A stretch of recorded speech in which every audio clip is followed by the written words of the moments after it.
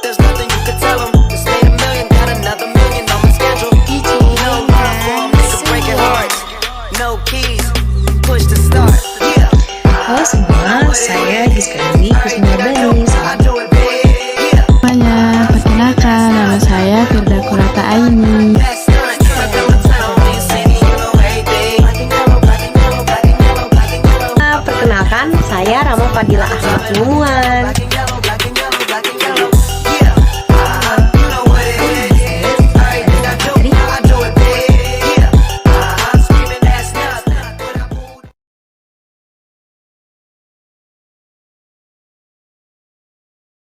Kita akan masuk kepada pembahasan mengenai pengertian dan juga jenis korupsi. Jadi sebetulnya apa sih korupsi itu? Korupsi adalah sebuah tindakan menyalahgunakan kekuasaan atau wewenang yang diberikan untuk keuntungan pribadi atau kelompok tertentu. Nah, korupsi juga dibagi menjadi beberapa jenis. Korupsi yang pertama adalah korupsi yang merugikan keuangan negara. Contohnya adalah para koruptor yang mengambil uang negara untuk kepentingannya pribadi. Lalu yang kedua ada suap penyuap, di mana seseorang melakukan penyuapan guna mendapatkan apa yang diinginkan. Lalu yang ketiga ada penggelapan dalam jabatan.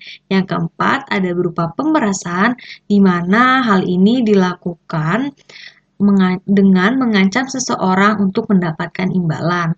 Lalu yang kelima adalah perbuatan curang.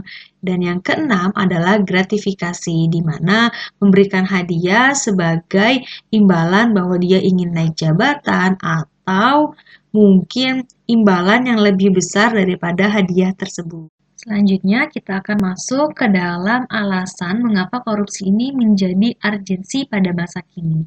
Korupsi itu merupakan masalah yang amat sangat mendesak pada masa kini karena dampak dari korupsi sendiri itu amat sangat luas dan dampaknya ini mempengaruhi banyak aspek kehidupan sosial, ekonomi, dan juga politik.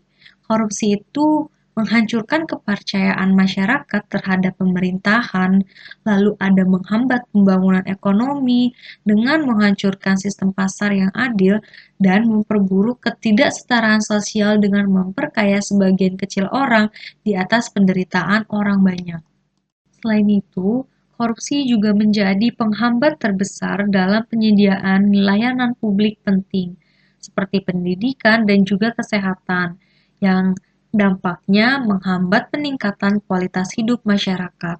Oleh karena itu, memerangi korupsi menjadi urgensi yang krusial untuk menciptakan tata kelola pemerintah yang bersih, meningkatkan kesejahteraan rakyat, dan mendorong pertumbuhan ekonomi yang berkelanjutan, sehingga dampaknya masyarakat menjadi lebih sejahtera dengan bersihnya korupsi. Maka dari itu dapat disimpulkan bahwa memberantas korupsi merupakan bagian dari urgensi masa kini agar masyarakat menjadi sejahtera, pembangunan menjadi lancar, dan juga peningkatan kualitas hidup masyarakat semakin baik dari hari ke hari. Saya Rama Fadila Ahmad Muwan akan menjelaskan faktor penyebab korupsi. Banyak faktor yang menyebabkan terjadinya korupsi, baik berasal dari dalam diri pelaku maupun dari luar pelaku. Seperti yang dijelaskan menurut Nur Syam tahun 2000, memberikan pandangan bahwa penyebab seseorang melakukan korupsi adalah karena ketergodaan akan dunia, materi, atau kekayaan yang tidak mampu ditahannya. Ketika dorongan untuk menjadi kaya tidak mampu ditahan, sementara akses ke arah kekayaan bisa diperoleh melalui cara korupsi, maka jadilah seorang akan melakukan korupsi. Dengan demikian, jika menggunakan sudut pandang penyebab korupsi seperti ini, maka salah satu penyebab korupsi adalah cara pandang terhadap kekayaan. Cara pandang terhadap kekayaan yang salah satunya akan menyebabkan cara yang salah dalam mengakses kekayaan. Berikut adalah penjelasan mengenai beberapa faktor utama yang berkontribusi terhadap korupsi. Yang pertama ada faktor budaya. Budaya suatu masyarakat dapat sangat mempengaruhi tingkat korupsi. Beberapa faktor budaya yang berperan dalam korupsi meliputi yang pertama ada norma sosial. Di beberapa masyarakat, praktek memberikan hadiah atau uang pelicin sudah menjadi hal biasa dan dapat diterima sebagai cara untuk mempercepat proses atau mendapatkan sesuatu yang diinginkan. Yang kedua ada patronase atau nepotisme. Sistem patronase ini di mana seseorang merasakan berkewajiban untuk memberikan imbalan kepada pihak yang telah membantunya, seperti dalam bentuk pekerjaan atau kontrak, dapat mendorong korupsi. Begitu pula dengan nepotisme, di mana posisi atau keuntungan diberikan berdasarkan hubungan keluarga atau persahabatan. Yang ketiga ada kehormatan dan rasa malu. Dalam beberapa budaya, menjaga kehormatan dan menghindari rasa malu itu di hadapan masyarakat lebih penting ya daripada mengikuti aturan hukum yang bisa membuat orang cenderung melakukan korupsi untuk menyelamatkan reputasi atau kekeluargaannya. Selanjutnya ada faktor institusi atau organisasi. Struktur dan budaya organisasi atau institusi tempat seseorang bekerja juga ternyata berperan dalam korupsi. Yang pertama ada sistem pengawasan yang lemah. Kurangnya sistem pengawasan dan akuntabilitas yang efektif dalam sebuah organisasi memudahkan individu untuk melakukan korupsi tanpa takut ketahuan atau dihukum. Yang kedua ada budaya organisasi. Jika dalam suatu institusi atau organisasi, korupsi sudah menjadi praktek yang biasa dan diterima, maka anggota baru cenderung mengikuti perilaku tersebut. Jadi kalau misalkan seniornya korupsi, ya selanjutnya junior-juniornya juga akan mengikuti korupsi juga, meskipun nggak semua, tapi pasti ada.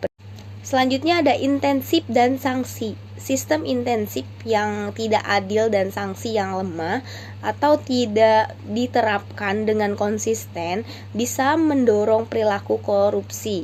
Yang selanjutnya ada faktor individu, karakteristik individu tertentu dan juga dapat mendorong perilaku korupsi. Yang pertama ada keserakahan, keinginan individu untuk memperoleh kekayaan dan kekuasaan melebihi apa yang bisa mereka dapatkan secara legal. Yang kedua ada kebutuhan ekonomi. Individu yang berada dalam kondisi ekonomi sulit mungkin tergoda untuk melakukan korupsi sebagai cara untuk memenuhi kebutuhan finansial mereka mungkin. Yang ketiga ada moralitas dan etika. Kurangnya moralitas dan etika pribadi bisa membuat seseorang lebih rentan terhadap godaan untuk melakukan korupsi. Selanjutnya faktor sosial politik. Kondisi sosial politik suatu negara atau wilayah tentunya sangat mempengaruhi tingkat korupsi. Yang pertama ada ketidakstabilan politik. Di negara-negara dengan ketidakstabilan politik tinggi, sering terjadi perubahan pemerintahan atau kekuasaan yang bisa menciptakan peluang bagi korupsi karena kurangnya pengawasan dan transisi yang kacau. Kedua, hukum dan penegakan yang lemah. Di negara-negara dengan sistem hukum yang lemah dan penegakan hukum yang tidak konsisten, pelaku korupsi sering tidak dihukum atau mendapatkan hukuman yang ringan, sehingga tidak ada efek jera bagi para koruptor. Yang ketiga ada tingkat demokrasi. Negara dengan tingkat demokrasi yang rendah seringkali memiliki tingkat korupsi yang tinggi karena kurangnya transparansi, kebebasan pers, dan partisipasi publik dalam proses politik.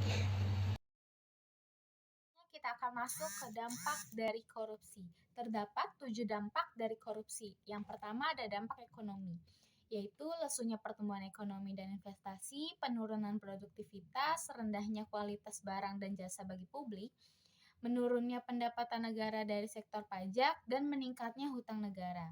Selanjutnya ada dampak sosial dan kemiskinan masyarakat. Yang pertama, mahalnya harga jasa dan pelayanan publik. Yang kedua, pengentasan kemiskinan berjalan dengan lambat, terbatasnya akses bagi masyarakat miskin, meningkatnya angka kriminalitas, dan solidaritas sosial semakin langka dan demoralisasi. Selanjutnya, runtuhnya otoritas pemerintah, yaitu matinya etika sosial politik, tidak efektifnya peraturan dan perundang-undangan, dan birokrasi yang tidak efisien.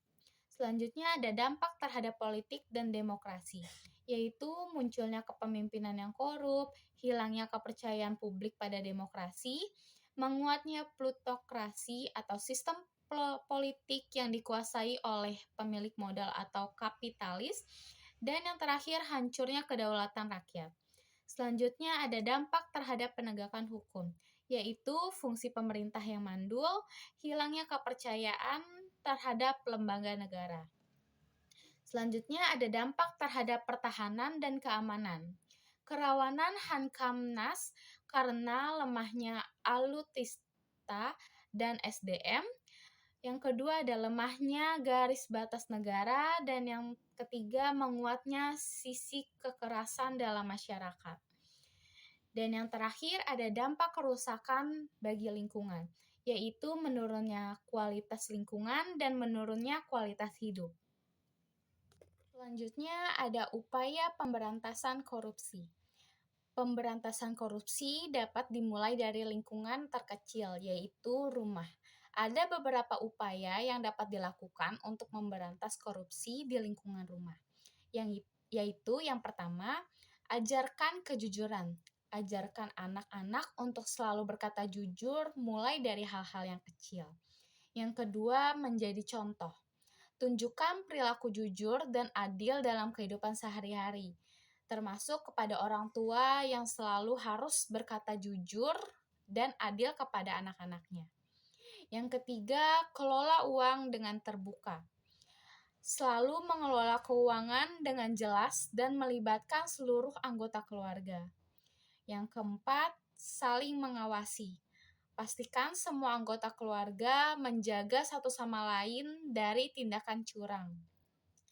Yang kelima, beri pujian atau hadiah kecil untuk perilaku jujur.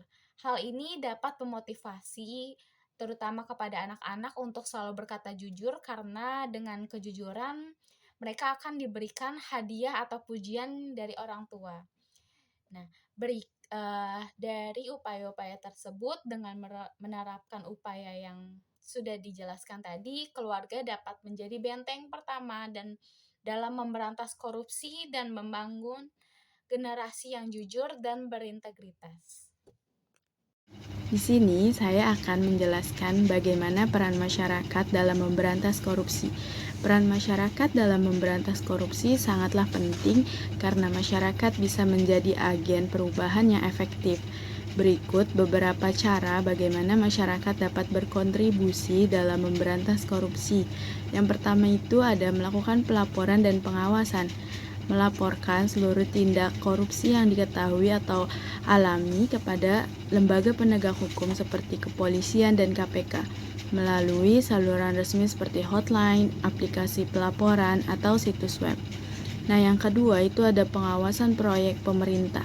Dengan berpartisipasi dalam pengawasan seluruh proyek pemerintah di lingkungan masing-masing, masyarakat dapat memastikan dana publik digunakan dengan tepat.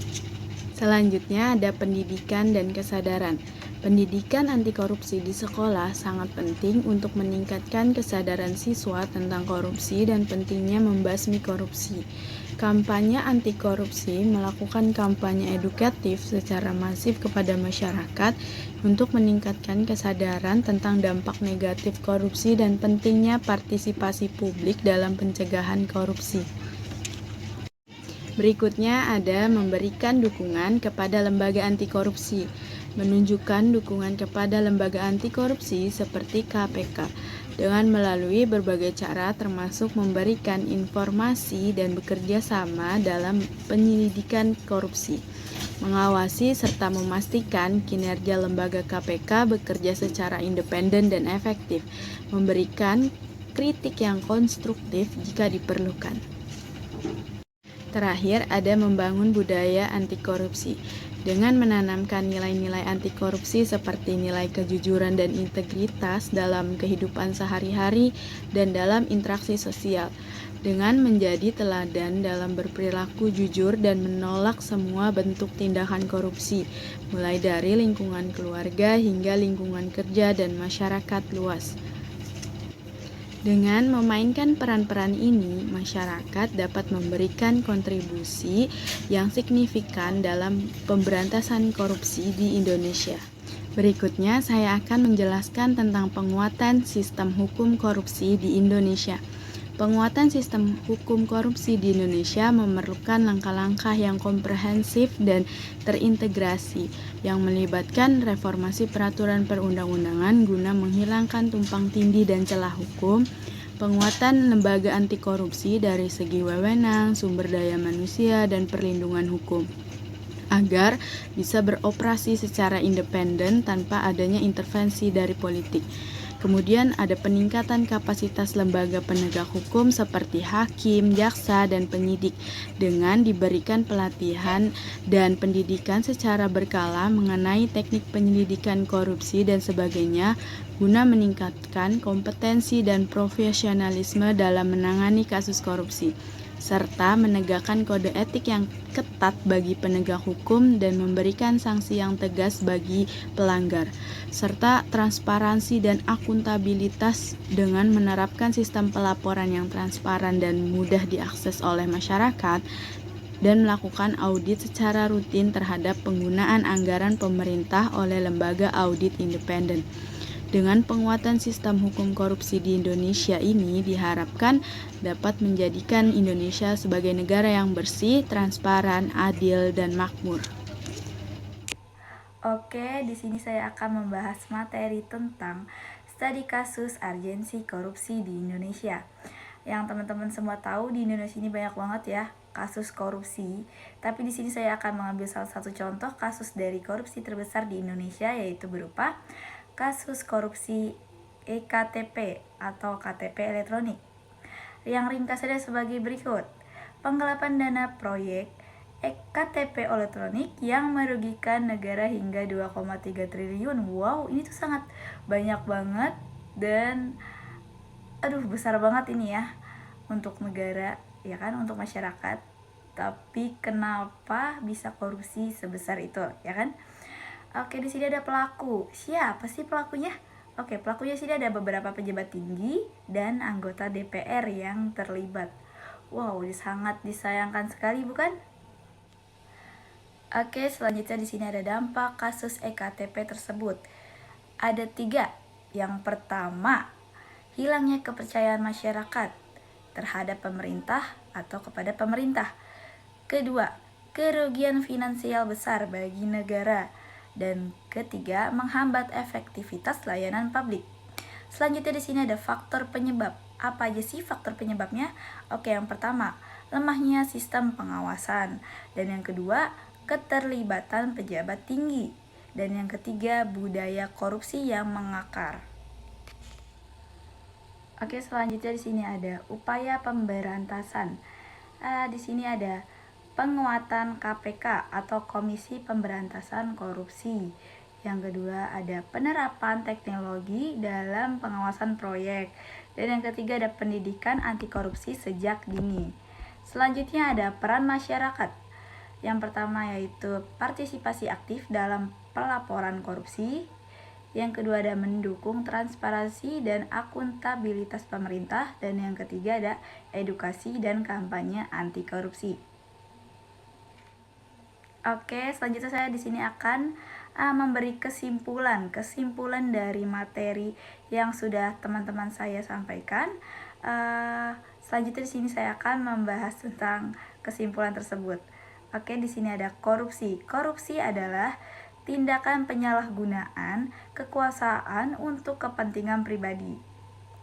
Jenis-jenis korupsi apa saja sih? Pertama, ada suap. Kedua ada gratifikasi, ketiga ada penggelapan, keempat ada penyalahgunaan wewenang, kelima ini ada nepotisme. Selanjutnya, korupsi dianggap urgent karena merusak struktur sosial dan ekonomi, menghambat pembangunan, serta mengurangi kepercayaan publik terhadap pemerintah. Jadi ada faktor penyebab korupsi, meliputi apa saja sih? Yang pertama, lemahnya sistem hukum. Yang kedua, kurangnya transparansi. Dan yang ketiga, budaya permisif. Yang keempat, ada tekanan ekonomi. Dan yang kelima, rendahnya moral individu. Korupsi menyebabkan ketidakadilan sosial, menghambat pertumbuhan ekonomi, menurunkan kualitas pelayanan publik, dan memperarah kemiskinan. Selanjutnya ada upaya pemberantasan korupsi di lingkungan rumah. Dapat dimulai dengan mengajarkan nilai-nilai integritas, transparansi, dan tanggung jawab kepada anggota keluarga, serta menghindari praktik-praktik yang tidak etis. Masyarakat dapat berperan aktif dalam memberantas korupsi dengan melaporkan tindak korupsi, ikut serta dalam pendidikan anti korupsi, dan mendukung kebijakan pemerintah yang transparan dan akuntabel. Ini ada penguatan sistem hukum korupsi di Indonesia, meliputi peningkatan kualitas penegakan hukum, revisi undang-undang anti korupsi, serta peningkatan kerjasama antar lembaga penegak hukum dan masyarakat. Studi kasus di Indonesia menunjukkan bahwa korupsi di berbagai sektor seperti pemerintahan dan bisnis menyebabkan kerugian besar bagi negara dan memperarah ketidakpercayaan publik. Upaya pemberantasan tersebut dilakukan melalui reformasi hukum dan peran aktif masyarakat.